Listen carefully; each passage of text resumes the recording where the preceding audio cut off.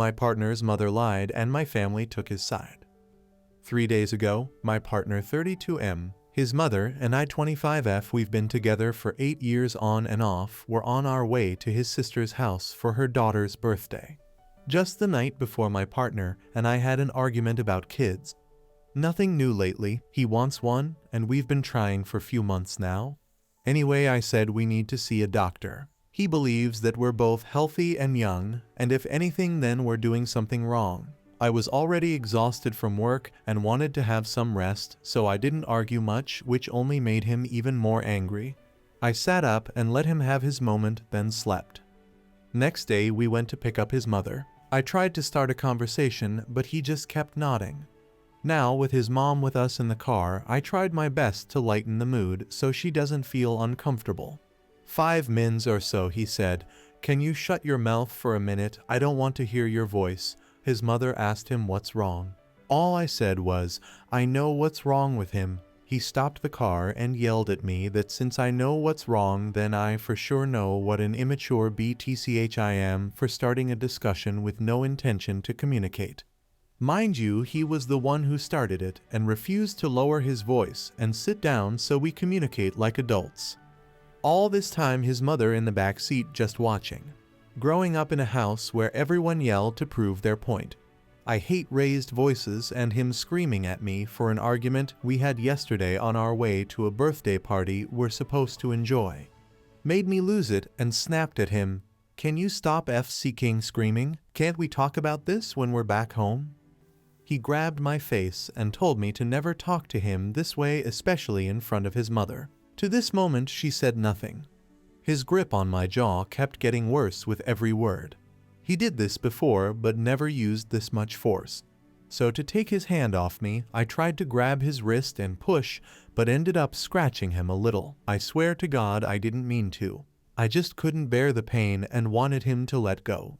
His mother suddenly decided to use her voice and started yelling at me for hurting him and got out of the car and went to his side to check his wrist. I wanted to check his wrist too, but was afraid of him losing it even more. He brushed it off and told his mom it was nothing and started the car again. Back home he went straight to the guest room. I decided to spend the next night at my parents' house to decide what to do. My mother and his are friends. Anyway, I didn't say anything, but they told me later that night that his mother visited in the morning and told them about the fight. The thing is, she told them we had an argument without mentioning how he started it and wouldn't stop with all the screaming and how he grabbed my face and only told them about me scratching him. Now my family lecturing me about how I should respect him and consider starting counseling by family, I mean my mother and little brother. My dad didn't say anything. I tell them how it went and try to show them the bruise on my jaw, and they wouldn't listen because his mother can't possibly lie to them, and the boy they watched growing up can't be this bad. But the daughter they raised can lie and be this bad. For God's sake, they know how I don't tolerate raised voices and avoid heated arguments at any cost, but none listen to me now except for my big brother, who's him and my soon-to-be ex are close friends. What hurt me is instead, for at least comfort me, they are taking his side while they saw him raise his voice before and call his coworker names. Is it because my little brother brought his GF home and they gave her my room so she can be close to college and scared that if I break up with him, I would come back to stay with them and ruin everything?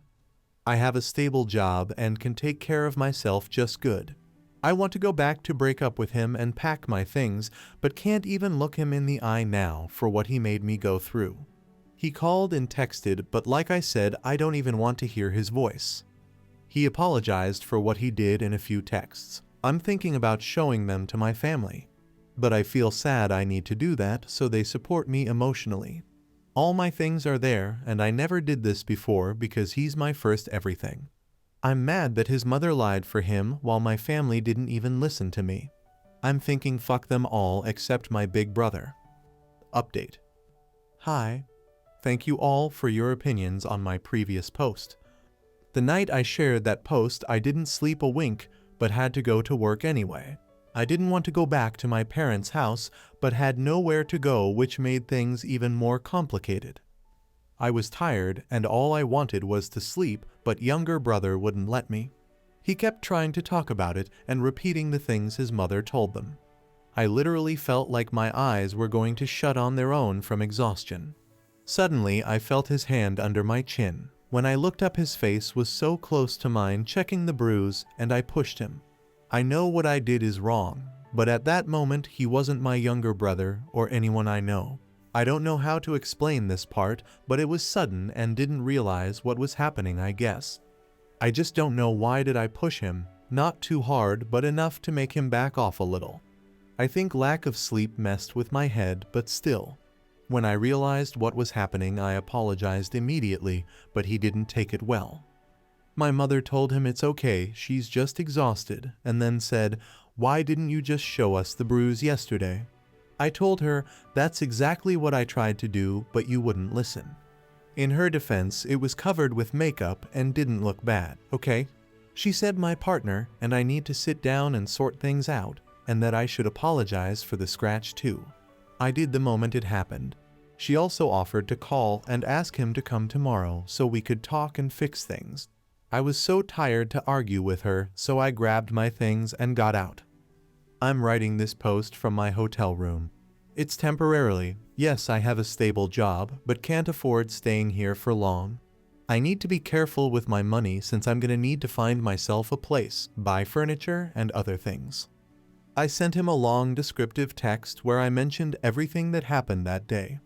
Even mentioned how it wasn't the first time, but this one left a bruise, including the scratch, and apologized for it again. Everything just like one of you advised me to do, and I got a response. So I guess it's something. My big brother made it clear to me that he doesn't care if they are close friends. Family comes first, and that he will bring a friend with him to help me pack my things when I'm ready. He also offered me to stay with him as long as I need, but I can't do that. He and his fiancée had a baby recently, and her mother staying with them to help for a few months. I don't want to make things hard for them. The only friend I have is on a business trip. She was supportive and said I can stay with her when she comes back Saturday, so I'm waiting for now.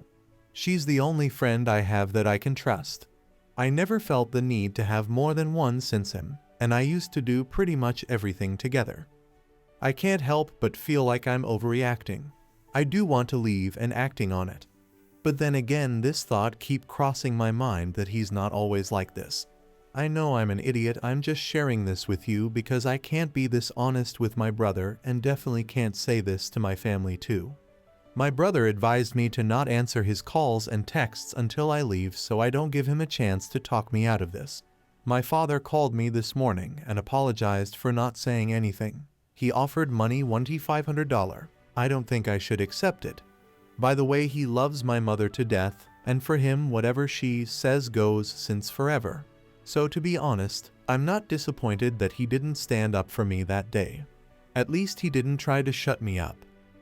For now, I'm getting any paperwork I might need thanks to my big brother and the comments. I know better now. I feel I should clarify something. Yes, we dated for 8 years, but we didn't become exclusive until I was 18. He actually waited.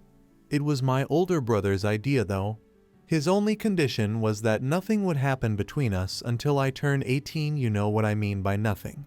I think because they were close friends and knowing that my brother was against it all at first, made him keep his promise. That's all. I will try and give final update when I sort everything out. Thank you again. Update 2. Hi, I don't know where to start. To be honest, I completely forgot about updating until I got a notification few days ago from someone asking if I got away. Thank you. A few days after my last update, my brother and a friend of his went with me to pack my belongings. Thank God they did because we found his mother there too. My ex kept asking to talk with me in private, but both my brother and his friend told him to say whatever he wanted with them in the room. He apologized and asked me to give him another chance with his mother, telling him to man up and stop begging the whole time. I called my friend to thank her again and let her know that I would be staying with my brother for the time being. I stayed with him for 2 weeks. Honestly, I didn't expect his Mill to be that kind. Both she and her daughter, my brother's fiancée, were good to me. I tried to help with the baby, which helped me keep my mind off things a little and not feel like I was in the way. I mentioned in my original post that my ex and I were trying for a baby. I also mentioned in my first update how I felt tired all the time. I thought it was because I was going through a tough time, but I didn't know I was pregnant until I miscarried. With everything going on, I didn't pay attention to my period. I started having period-like cramps the night before. I continued to have cramps the next day, which turned into bleeding, and it was like having a bad period, but the bleeding continued to worsen over the course of the day. I probably wouldn't have even thought I was pregnant if my SIL hadn't told me that I might be miscarrying. I was 6 weeks along. Other than the miscarriage, which I'm still a little shaken by, everything has been good with me. I found myself a place 30 minutes from work. I'm adjusting. The last time he showed up at my work was a week ago or so. 2 of my coworkers told him to never show up again since he has no reason to be there, and he never did since. I'm NC with my mother and younger brother. She tries to reach me through my older brother, but he told me it's better if I stay NC at least for a few months.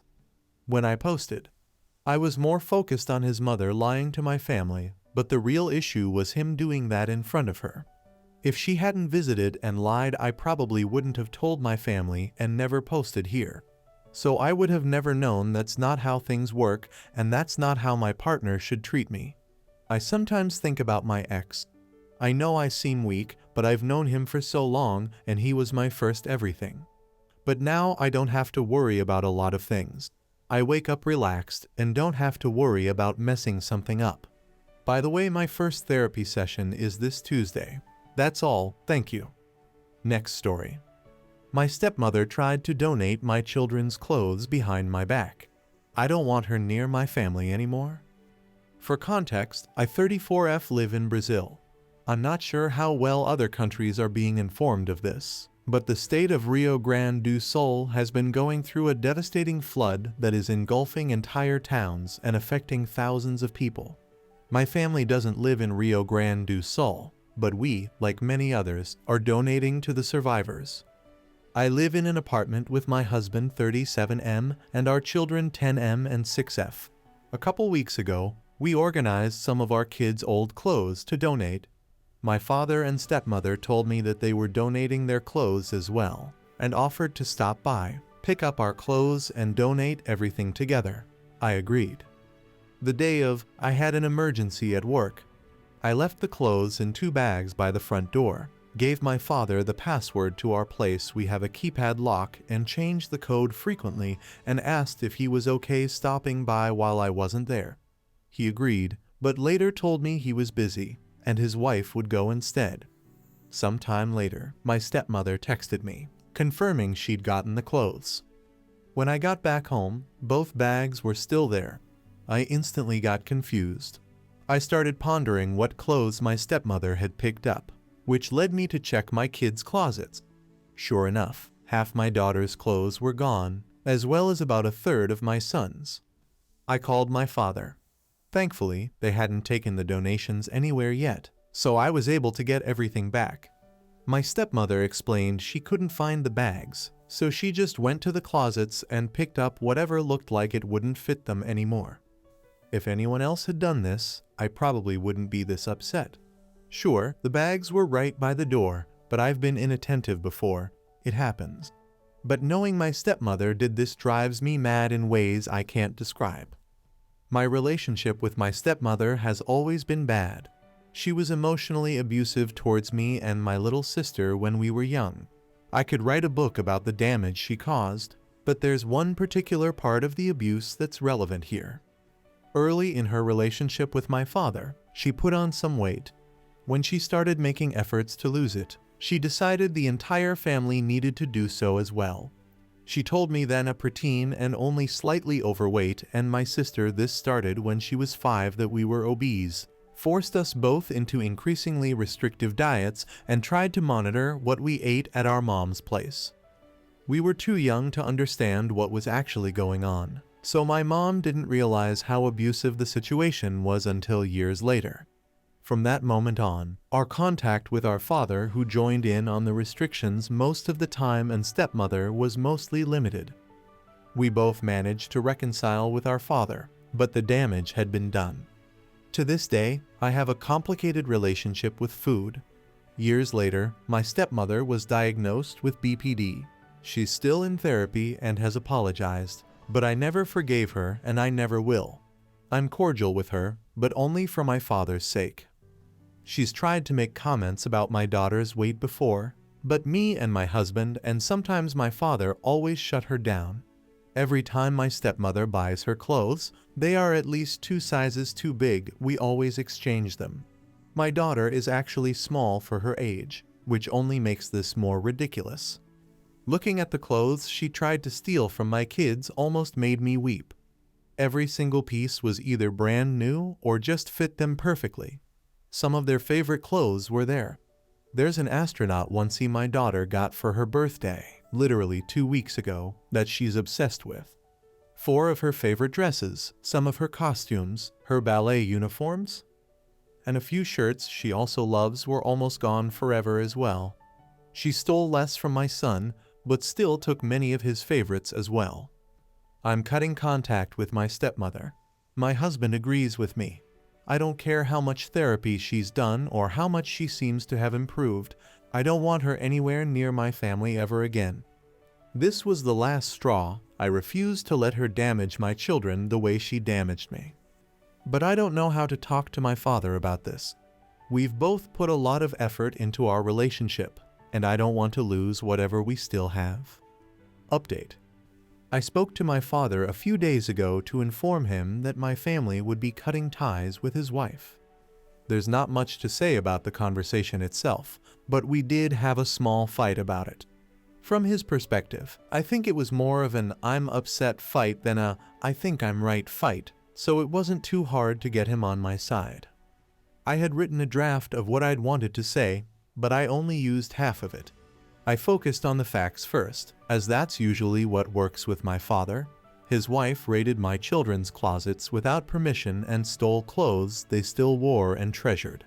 I also sent him a picture of the bags I'd left by the door, which proves she couldn't have walked into my apartment without seeing them. Another topic I brought up was the way his wife abused me during my youth, and how I'd seen traces of that behavior towards my daughter. Over the years, my stepmother has apologized for how she'd treated me more than once. I never bought it. She would say those things, but never change anything about how she acted. No amount of therapy, education, I don't think I mentioned this, but she's a psychologist or conversations will ever be enough. Even if she somehow did change, she will always be the person who made me spend my entire youth hating everything about myself. The only reason I remained civil towards her was because my dad loves her for whatever reason. I was fine with her seeing my kids because it usually happened in environments I could control, but I never left her alone with them. Whenever she offered to babysit, I made it very clear that would never happen. I'd rather drive halfway across the city to leave them with my mill than allow my stepmother to tell my daughter she's fat. I sent pictures of the clothes she'd tried to steal to my father. He recognized many of them as pieces my kids had worn weeks prior, as well as ones he'd bought for them. The ballet uniform stood out. I still have no idea why she stole that one, as he'd paid for it and insisted it wasn't cheap. I also included pictures of the tags. While the ones on my son's clothes seemed mostly random, my daughter's read either 5 or 6. That is her size, but my stepmother has always refused to accept that.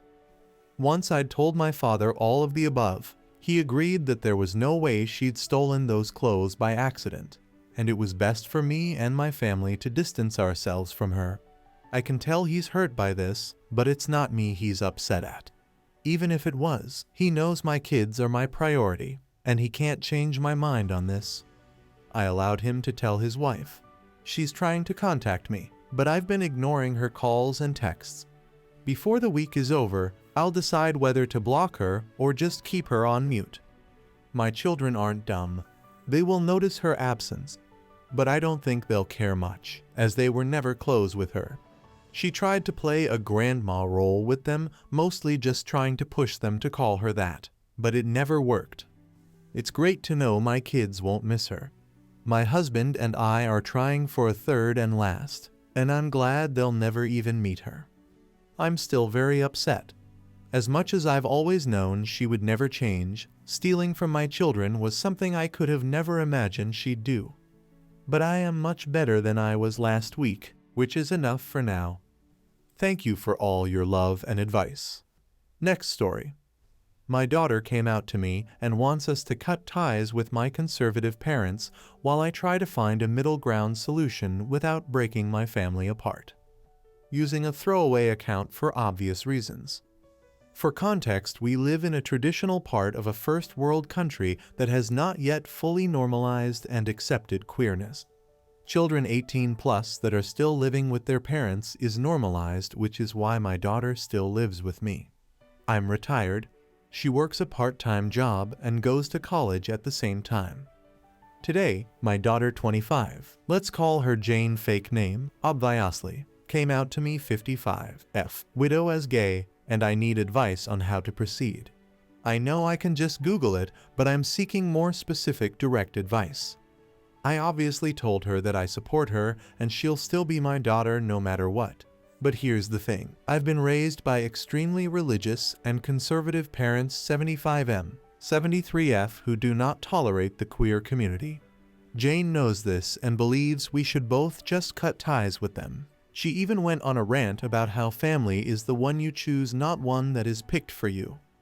So there's a conflict here. I'm willing to defend Jane no matter what from anything my parents might try to say to dehumanize her, but they are still my parents, and I do not wish to cut ties with them.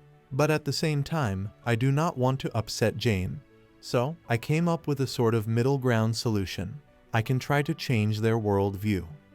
Right now, they don't know about her. However, tomorrow, they're visiting for personal reasons irrelevant to the post. So I expect a whole debate to start like it always does when they visit, but this time, it's way different and more personal since Jane is now openly lesbian, and I want to try to change their worldview and try to get them on the same page as her who isn't making things easy since she's as hostile to them as they are to gay people and potentially to her.